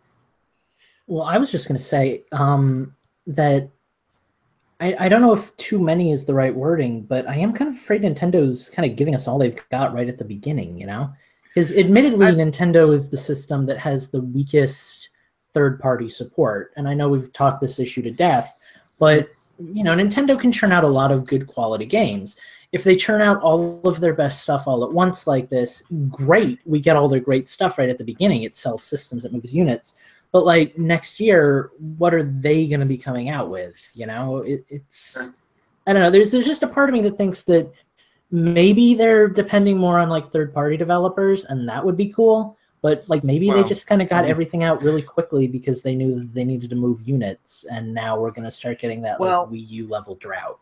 And let's face it, a lot of games in development for the Wii U got shifted over to the Switch. So, or, like in the case of Zelda, got, simultaneous releases. So I think a lot of it is...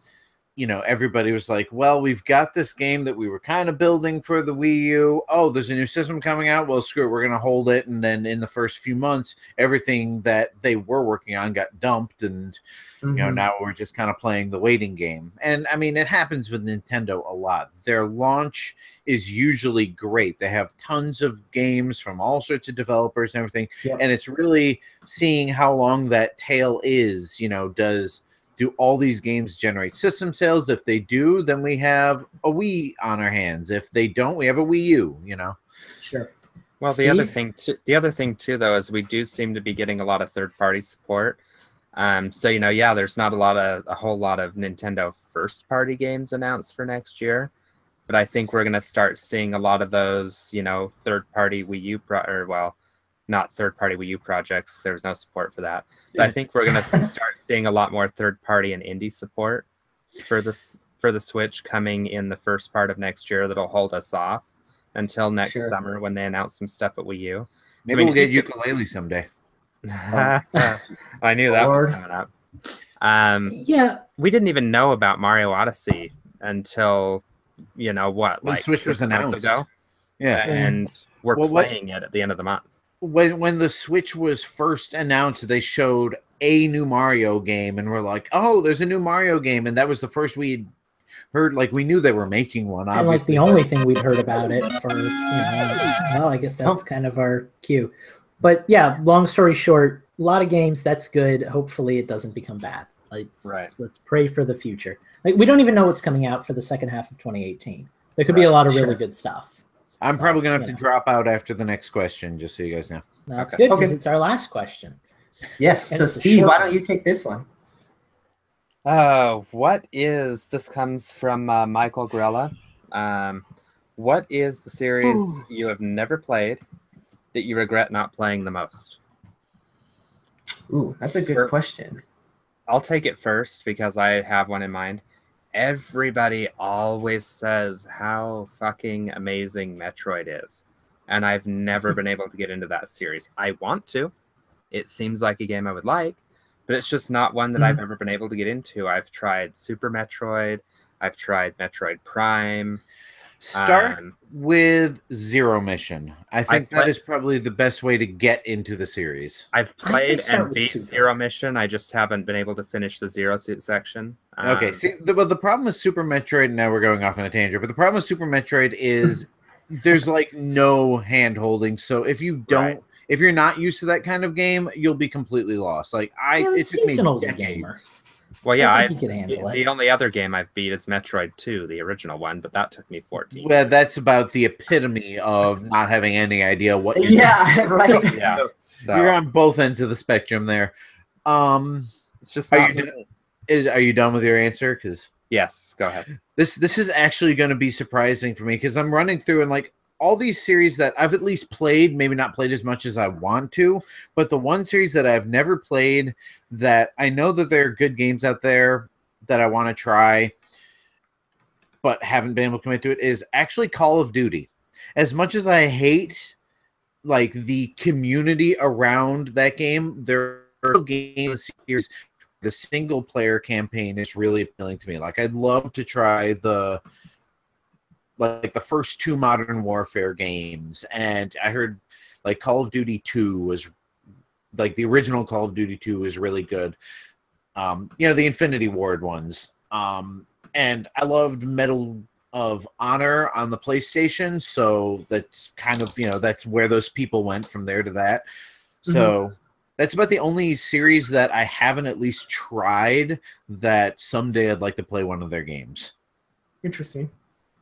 Lucas, unless you want to jump in here, I have my answer, and it might be a little, it might be a little surprising. Justin actually knows that I haven't played this series, but I want to get into the Metal Gear series, but I haven't really found a good, I don't know, I haven't found a really good entry point yet. I purchased Metal Gear 5, and it's still sitting in my shelf unopened. So I don't know. I definitely want to get into it. It's highly praised. Everybody talks about it. So I guess that's definitely it for me. If you can get your hands on it, start with Twin Snakes. I have the game. Definitely do that because it's got a little bit of that Nintendo touch to it. So it'll be a little bit easier for a non-Metal Gear player to get into. Plus, I still think it's a remake of one of the best games ever made. So you can't go wrong with it. Okay, well, I'll have to give it a shot. Not trying to be too copycatish here, but I actually came up with the same answer as you, which was Metal Gear. Interesting. I will say, outside of that, like as kind of a question you didn't ask for, but I'm going to tell you anyway, I did have a couple of game series that like I regretted not playing, but I finally did make the gap to. One of them was Animal Crossing, which like as a kid I always thought was too babyish, but once I finally played it, I like fell in love with it. I had another one for you, but I can't remember it right now. But yeah, I have trouble with this question, honestly. And I've been thinking about it all day. But like, I play games that I want to play. Like the only reason I've really never played a Metal Gear is because I'd have to start with 3. And admittedly, it works well as like a standalone game, but you know, well, the problem kind of like to start with like the originals. So. Well, the problem with Metal Gear is the timeline jumps back and forth so much that, like, if you're looking to avoid spoilers for future games, there's really no safe place to start. Right. Yeah, well, and admittedly, if I ever played them through, I'd like to start from the very, like, Metal Gear Solid 1, and then 2 with Raiden, and then 3 with Big Boss, and then, you know, 4 with Dying Old Snake, and 5 with whoever the hell is in 5. But, like, I don't know. There's also like PSP games that are canon. Well, there's the problem with not having the right systems and not really having that much time to dedicate to a game that's basically like watching a movie, and just like general, like, I'm interested, but I'm not that interested. Like, I know the storyline more or less. I don't really need to go through it all, you know? So, but that's probably my gaming regret, I guess.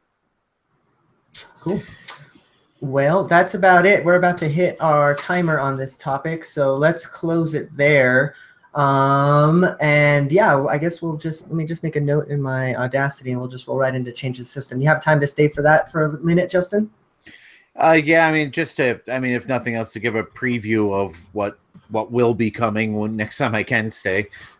Oh, awesome. Well, if you want me to just jump right into it, I'll hit it without further ado. Really, all I'm gonna say is I picked up. There'll be a product review on the website, but I saw Austin Plays do something about this right here, the Mayflash Magic NS. It's a wireless adapter that lets you use pretty much any Bluetooth controller for any system on the Switch.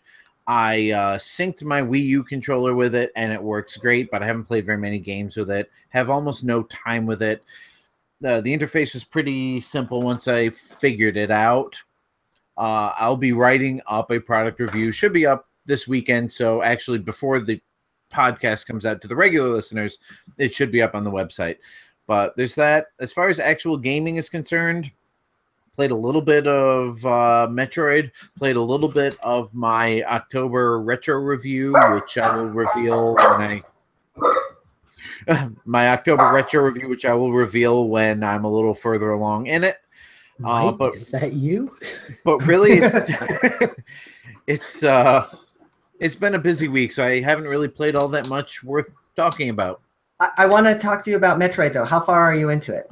I've played probably about an hour since the last time you asked me how far into it I am. I've faced my first beta Metroid, or whatever the next evolution is. And there's still a couple of alphas floating around, but I just got the spring jump, which is where you can jump in the ball. Yeah. But yeah, I really haven't played much of anything in the past week, so I'm hoping this is my weekend free of the kids, so I'm hoping to get some retro review gaming in. I'm hoping to get some Metroid gaming in, and hopefully a movie if you follow my... Clearly we do not. I think we lost Justin. He's frozen. But what a pose to have lost him in. Somebody hit print screen right now. Oh, that's amazing. Well, if we get Justin back, I guess we'll hear the last part of what he was playing. But does anybody want to jump in here and talk about what they've been playing?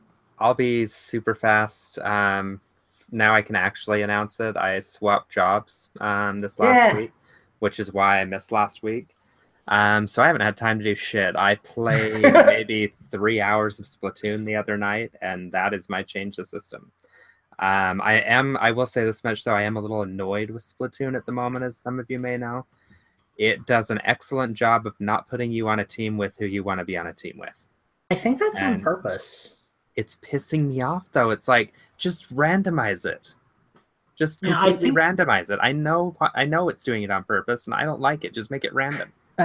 I think you got like about a 1 in 10 shot of getting on a team with a teammate. Maybe I'm wrong. Maybe it's 50-50, but every time I've played 1 and 2, it seems like... I bet it's 1 in 30. If it's just you and a friend, you're usually going to be separate. If there's a group of people, there's better chances that you get mixed up, but... If you can get it likely. 4, which was bullshit last night, might I add. Yeah, but admittedly, Splatoon does a much better job of that than Mario Kart does. That's like the only example I've ever seen of people not able to get into a Splatoon match after like the first match. Yeah, that is the only time it's happened. So yeah, that is my entire week. Well, my entire 2 weeks actually. Oh, I did also finish Chicken Wiggle. Reviews up on the website if anyone wants to read that. That game is really hard towards the end of the game. Holy shit. He did a good job with the difficulty increase at the end of that. So you did end up finishing it then? I did complete it before I wrote my review. So, which is why it took me so long to write said review. Nice. Cool, cool. Awesome. Well, Lucas, unless you want me to go, it sounds like you're up. I guess I'll go. Well, I have a surprise announcement that only Phantom and Eugene know about, which is that I broke down and I decided to get Metroid Return of Samus for the 3DS, because that's the game, and why not? I was bored. I was really bored last week. Like, none of my Infendos were around, none of my Infrendos were around, and I was like, I want to play something by myself and like feel that aloneness. So I tried Breath of the Wild, didn't work out, and then I decided, hey, let's play some Metroids. I've been doing that, and I'm farther than Justin, so that makes me feel pretty good. I'm probably 5 or 6 hours in. I don't know. I got stuck. I just cleared the 3rd section where you need the Metroid DNA to progress, and I drained the swamp a la Trump, and now I'm missing a power up or something, and I'm just kind of at the point where I'm like wandering, kind of like, looking, and well, not even wandering, like realizing like, do I really want to go back and like, you know, put in the effort to like, what am I getting out of this? So I had fun with it for a while. Now I'm kind of stonewalling. I'm not sure if I'm going to be finishing it anytime soon, because I don't know, there's not really much incentive for me, I guess. But it's a good game. Like we were talking about in private, it's not the best Metroid game I've ever played. There's by far superior Metroids, but it's nice. You know, it's nice for somebody who never really got to play 2 outside of just fooling around. It's nice to finally get a chance to like revisit that feeling. Sure. It's well done. You can tell they put a lot of work into like rebuilding the game from the ground up to make it more like focused and centered. Like, you need a certain number of Metroids to get to the next level. And do you play with 3D? It's Do you play with the 3D on? I tried it for a couple minutes. It didn't really do much for me, so I gave up on it. Mm-hmm. Yeah, I will say that my L button issue, because I have an L button that doesn't always work, by and large, I haven't had many problems with it since I started. A couple of times I'll be spider balling up the ceiling, and I'll get like all the way to the highest point, and then I'll fall. And that's pretty frustrating. But like, I've never missed anything because of that. But I don't know. It's just there's something about it that feels off. I don't know if I don't know if it's like the graphics presentation or anything else, but something about it that feels off. Anyway, looks like Justin is back, so I will talk about what I'm going to talk about after Justin, because I know he's kind of in a rush. Justin, you with us? Justin. This brings back memories, doesn't it, Lucas? Well, it doesn't look like he's with us yet, so why don't you keep going? Okay, well, the only other stuff I've been doing is pretty benign, really, as far as video gaming goes. A little bit of Minecraft, not that much. I'm losing my Minecraft buzz. I accomplished like my major goal, and now I'm kind of off that for a while. Splatoon a little bit, but you know, kind of got to be in the right mood for that. Not really that much else. I haven't really touched many video games lately. I'm finding that there's just nothing that's hooking me right now, honestly. Like, I'd rather be productive and get stuff done and like work on what I want to work on, whether it's like for me or for Infendo. Like that's giving me satisfaction. Like, the video gaming stuff isn't really doing it right now. I'm kind of hoping Odyssey can fix that for me, because right now I don't know. I'm not really getting much out of gaming. I know that's a horrible thing to say on a video gaming podcast. But no, like, man, everybody goes through those phases. I've been there. Sometimes I'll just want to like pick up a book and not even touch a game for a while, you know? Yeah, I just don't have that addiction that like you expect to get when you're playing a really good game. Like, you can't put it down and all of a sudden it's night and you're like, God, I've been playing this game for hours, but I love it. Like when you're trying to jump off a tower and hit a cactus. See, and that was fun. Playing with you guys is fun. When we play games together, it's more entertaining. But when I'm by myself, like I usually find myself just turning on TV and working on my own stuff, you know?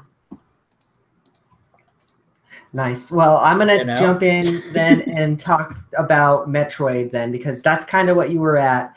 And I almost have the same feelings that you do, but I got over that plateau of not really enjoying the game maybe that's not too harsh. I was enjoying the game, but it didn't hook me. And then once I started, so in the latter half of the game, you start getting items like mad, so then you like start to feel like super overpowered, and I really enjoyed that part of the game. So I was excited to get all my powers and to get all the extra stuff, and now I feel like I can pretty much take anything on with no issue. And oops, that was Lucas's timer. And that's all the time you get, Eugene. And yeah, so I've actually beat the game. I don't want to talk about end game stuff yet until one of either Justin or Lucas has beaten it, and it's still a little too early to even talk spoilers yet. So, but I do want to talk about that at some point. So, yeah, I guess we'll table the Metroid talk at that point. But I have been playing another game that just came out, and I wanted to talk about was Cuphead, and I'm playing it on the Xbox One. And what's really cool about that is there's actually cross-buy, so I can play it on my PC as well. So I've been doing that in between working. Don't tell my boss. It's fucking beautiful. Oh my god, it's real. It is really, really difficult. The first boss even gave me a little bit of trouble, I have to say. So, but yeah, it's beautiful. It's fun. Haven't put too much time into it. I'll have more to say about that later on. So yeah, what else have I been playing? Gosh. I played some Splatoon with the group the other night, and I think badly for sure. I think we played on Friday as well, maybe. But when we played last night, I think it was me, Lucas, Steve, Phantom jumped in there with us. Was that it? I think so. By the time I joined, anyway. Yeah, that was fun. I got splatted a lot of times. Phantom hit me, and with his damn long range fucking dynamo roller that he just acquired, and it pisses me off. But yeah, it was still fun. So I don't really have any other games that I've been playing. So I don't know if Steve or Lucas had anything else before we jumped off of the show for the evening. I was saying in the group chat. I was saying in the group chat that I did actually get a little bit of reading done this week, and I've been reading Minecraft: The Island. That is a really cool take on the whole Minecraft experience. So if you haven't read it, I think you can get it like $10 digitally. Really, really good book. I'm enjoying it. I'm probably halfway through it. So nice. I know that's kind of weird to insert into Change the System, but it's a video game book. So since we're apparently inserting random Minecraft related discussion into Change the System, the season finale of Rick and Morty had like 8 Minecraft references, and it made me very happy. Oh, seriously? So I'm gonna have to watch it. It was pleasant. Like they were little like things throughout the episode. It wasn't like the main point, but every time they brought it up, I was like, "Oh, this is really cool," because it's just like how I got into Minecraft with Steve. Right. Well, cool. Well, I guess that brings us to the end of the show, guys. Thanks for sticking around if you were with us in the live chat.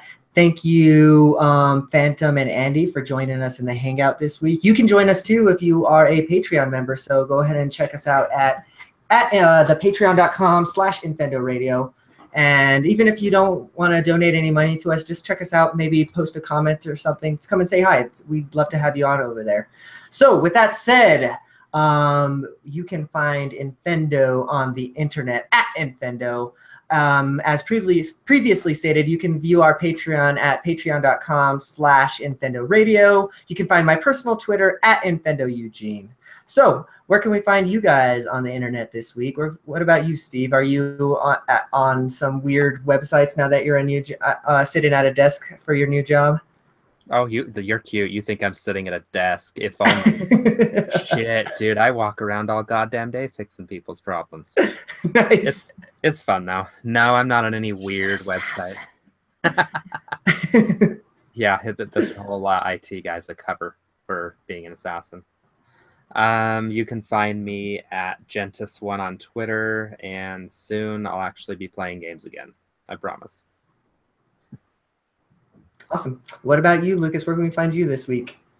This week, oh boy.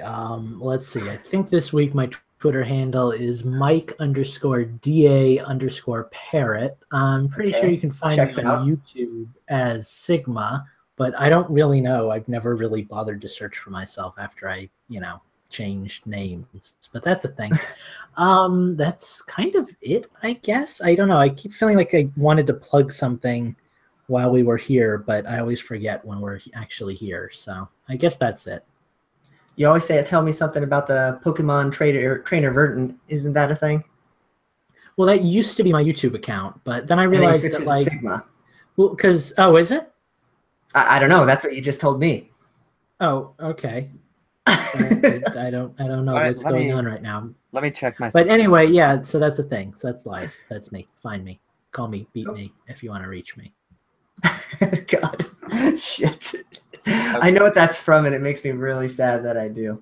All right, I guess it's possible for us to move on to the end of the show and just get out of here. So let's do it, y'all. Thank you for joining us, and we'll see you guys next week. Bye.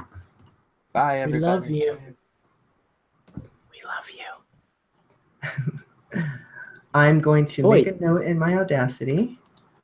Can I say that this was a surprisingly short show, considering like we had a bunch of extra stuff to talk about? I think we need to up our timers a little bit. Well, it felt like a good length though, didn't it? I was just gonna say that it felt like perfect. It was like structured, like we didn't trail off on too many tangents because we knew that timer was coming, So, and I really liked the question block segment. Like that was fun. I liked having something new to talk about that otherwise, because like we don't really have a place to talk about that unless we can tangent the news into what we want to talk about, Right. Or slip it into change the system. Yeah, exactly. So I think it's a good fit. I think we'll keep it with the same next week. Maybe we'll adjust our timers. Perhaps maybe instead of 7 minutes, we might go 8 or 9. Or something like that. But we can talk about that next week. So. Mike. You should unmute our 2 listeners and see if they have anything to add. They can. Well, I know one of our listeners is at work. So. Oh yeah, that's right. Not that I want to talk for Phantom. I see a phone moving. Phantom is stirring. There he is. Still muted though, so I can't hear a word he's saying, and he doesn't realize that he's muted yet because he's laughing and talking like he's not muted. It's great. He's just standing there. I don't think he knows how to unmute himself. I'll do it for him. Thank you. Oh no, I can't. He has to do it. Wait. Oh God. Maybe he can't. I don't know what's going on. I'm so scared right now. The suspense. Is this gonna be a thing? Like, God, this is why you listen to the live show, so you can get all this drama. Right. I wonder why. How do you unmute a person? Oh, I got he's oh my God. There he is. He found it. We did it. I don't know how we did it, but we did it. Which one of us did it? Episode 411, the episode where we got our hope back. Didn't even get my joke about how words hurt more than a tightly balled fist. Oh, I don't know about that. Tightly balled fist can hurt pretty bad, man. Hey, thanks for joining us, man. We loved having you. It's an interesting little thing that we're trying, but I think it worked out. It's pretty cool. Oh yeah. Hopefully, we'll have Michael in next week. I tried to go to him in this week. Yeah, I saw. I was looking at you in the chat. Awesome. I like the. I'll get him. I like the peer pressuring Mike thing to get him to be a part of the show. And Minus says he's going to be in our hangout next week, so that'll be cool. Sweet. See, the weird thing for me is so far everybody that's been in our hangout. Well, I guess technically not Andy, but we haven't really spoken person to person. Everybody that's been on video or that's going to be on video in our hangout has been somebody that we've also talked with privately or been on the Discord with or gamed with, you know. But like, I guess technically Andy will be the first one that I've never met like on video, but we talk a lot too. So yeah. I forget. I don't know if I've. No, Andy doesn't have Splatoon, right? Or is it Minus that doesn't have Splatoon? I forget. Minus. Minus. Okay, yeah, that's all right. I know is Mike doesn't, and it breaks my heart. Right? Yeah. But Andy is in a completely different time zone than us, so I bet you gaming time syncing up is probably way different or way difficult. Except that we play games at 4 a.m. anyway. So. Yeah, that's true. Truth. Speaking of which, I'll be on tonight if anyone wants to hop on. Well, it sounds like Mike is going to join me in Siglantis, so you're all welcome to participate, I suppose, if that's the game of choice. Nice. I guess so. Be nice to Siglantis. We need to establish some rules for Siglantis, right, Lucas? Oh, yeah. I saw that we got a new Discord member. That's awesome. Oh, yeah. I saw that, too. I'm just I forgot to put the Discord. So. Dang it. I need to make a list of the things that we need to plug because I forgot Discord this week. I know you hate it's going to be hard to plug. We really need a rigmarole like Greg Miller. It's going to be hard to plug like a ton of stuff all at the same time without coming off as like, you know. I hear you, Steve. Grubby. I hear you, Steve, and I like that idea. Actually, I know exactly what you're talking about.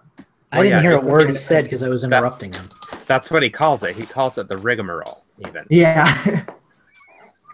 So, like I said, I know you're not a fan, but I don't know.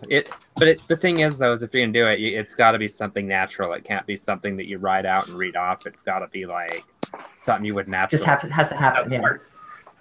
Be sure to include Infendo.com, too. Yeah. Yeah. Yeah. With all these new offers we've got. Gee, it's almost like Phantom has an interest in the success of Infendo.com. I have no idea what you're talking about, but you know, Eugene, Minus, I think it was Minus, yeah, actually brings up a good point. Maybe you should have a pre-recorded message for our plugs that you just play on the recorded one. Because like I kind of feel like plugging to the live chat is less important because they're all kind of engaged with us anyway. Maybe we could do something like specifically for our, you know. Ooh, like I'm gonna close. Everybody say bye to the YouTube. Only Phantom and Andy get to hear this. Bye, YouTube. Bye to the YouTube. Only Andy and Phantom get to hear this.